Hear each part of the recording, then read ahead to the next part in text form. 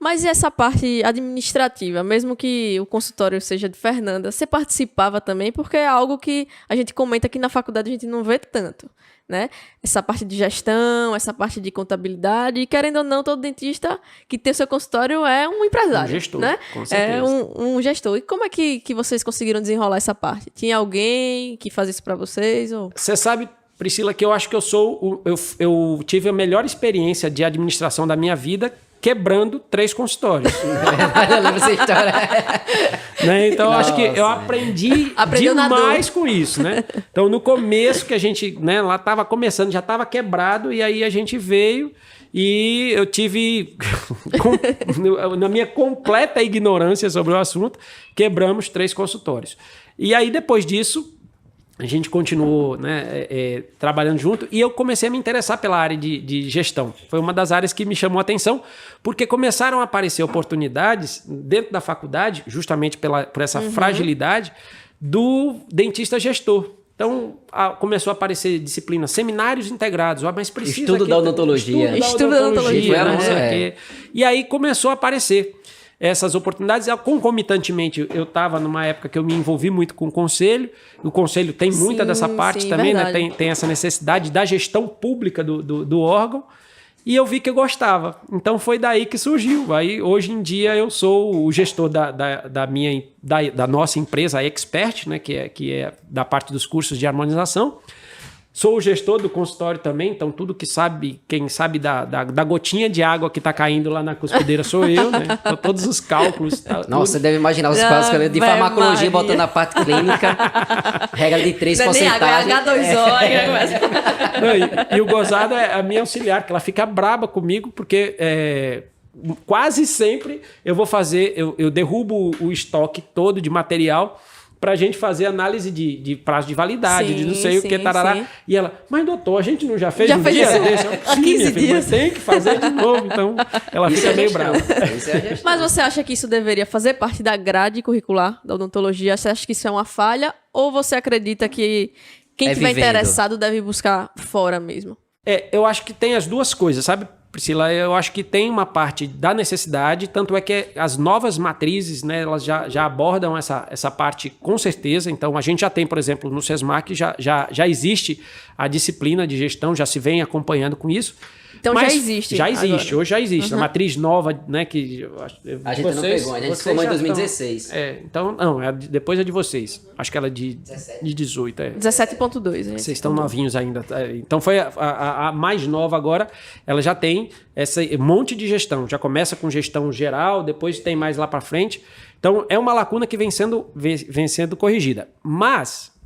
falta experiência para o aluno. O aluno não quer saber. Ainda, são poucos os que percebem que existe a necessidade de ser gestor. Bobinho. Preste atenção na matéria, velho. Preste atenção na matéria. Eu acho isso fundamental, Marcílio, porque eu tive essa experiência durante a graduação. E foi bem na época que eu tinha começado, né, a ter um estalo em relação a questões financeiras também, né? Então, assim, eu via que meus pais eram também bem apertadinhos, né? Ali se esforçando para pagar uma boa educação para mim, mas não sobrava. Então, assim, eu vendo meus pais, o comportamento de meus pais, eu via que eu queria ser uma coisa diferente deles, né? Para melhor, assim, em relação a isso, até para poder devolver um pouco todo o esforço que eles fizeram por mim. Mas, durante a graduação, no meio da graduação, eu tive uma experiência com um curso, que era com alimentos, você doava alguns quilos de alimento e você participava desse curso durante 3 semanas. E a partir dali ele explicava o que era um plano de negócios, o que você precisava, ele dava algumas tabelas. Inclusive esse consultório aqui foi feito baseado naquele plano de negócios que eu tinha feito durante a graduação, né? E todo o planejamento, assim. É lógico que mudou bastante coisa, e junto com a mas empresa, foi adaptação. Dos meus pais também. Isso, então acabei que ajudou, né? Então acho que é um bom ponto de partida. Então quando o meu sogro, que ele é... Ele é consultor, né? Então ajudou consultor, bastante. ele, poxa, vamos fazer o plano de negócio? Pronto, eu já sei o que é plano, já vivi isso, né? Já tinha um não passo... Era do não zero, é nada né? desconhecido, exatamente. Né? Então acho que é fundamental nessa questão. Com certeza. Esse eu acho que é uma das maiores dicas, né? Já que o ponto da gente estar aqui discutindo, né? É falar sobre isso. Eu acho que esse é um dos pontos mais nevrálgicos, porque muita gente que se decepciona com a odontologia, na verdade, gosta de odontologia, mas ele não percebeu que para você ser cirurgião ou dentista, você tem o requisito de ser um grande empresário. Precisa de outras qualidades. Você precisa ser um vendedor, você precisa ser um terapeuta, você precisa ser um médico, você precisa ser um dentista, você precisa ser muita coisa antes de ser um dentista. É uma profissão extremamente polivalente, né? Você tem uma série, um enxoval básico, né? Porque se a gente fosse fazer uma lista aqui dos bem-sucedidos, eu acho que a gente poderia traçar características que são padrão. Com certeza. Né? Porque muito se pensa na técnica. E tem muito... Eu falo isso por causa do aluno. Né? O aluno, ele foca muito para ele ser bom na técnica. Mas a técnica, de forma geral, é obrigatória para todos. Todo mundo sabe, sai da faculdade. Todo mundo tem que saber. Sabendo fazer uma restauração. Você sabe que tem que botar o ácido, adesivo, seca, bota a resina, fotopolimeriza. Agora, o que difere um pro outro é justamente isso. É você saber qual resina você vai comprar, quanto é, quanto é que custa a tua hora clínica, tudo isso antes de você fazer a restauração, para saber quanto cobra. E eu acho que a maioria percebe isso na dor. Né? Depois você pagou, sei lá, cobrei R$50 de uma restauração. Pô, peguei e guardei no bolso. Só que...